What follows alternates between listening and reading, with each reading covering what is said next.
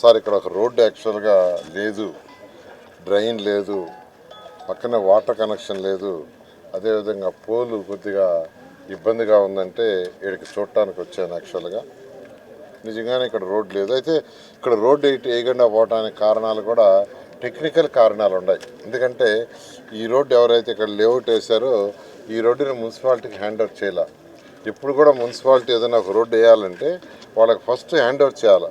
ఒక layout municipality వాళ్ళు approval ఇస్తే హ్యాండ్ ఓవర్ చేయబడలే, ఆ రోడ్డు ఆటోమేటిక్గా మున్సిపాలిటీకి వచ్చినట్టే. మున్సిపాలిటీ వాళ్ళు అప్రూవ్ ఇచ్చారంటే ఒక లేఅవుట్కి ఆ రోడ్డు వాళ్ళకి వచ్చేసినట్టే.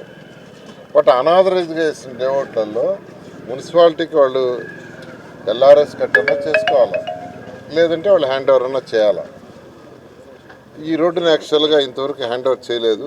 అయితే ఇప్పుడే నేను ఆ కన్సర్న్ ఎవరైతే దీన్ని నమ్మారో వాళ్ళతో కూడా మాట్లాడడం జరిగింది. మాకేం అభ్యంతరం లేదు సార్, మేము చేస్తాము, అమ్మిన వాళ్ళతో కూడా చెప్పండి చేస్తామన్నారు. ఒకసారి రేపు ఎల్లుండి వాళ్ళు చేస్తారు.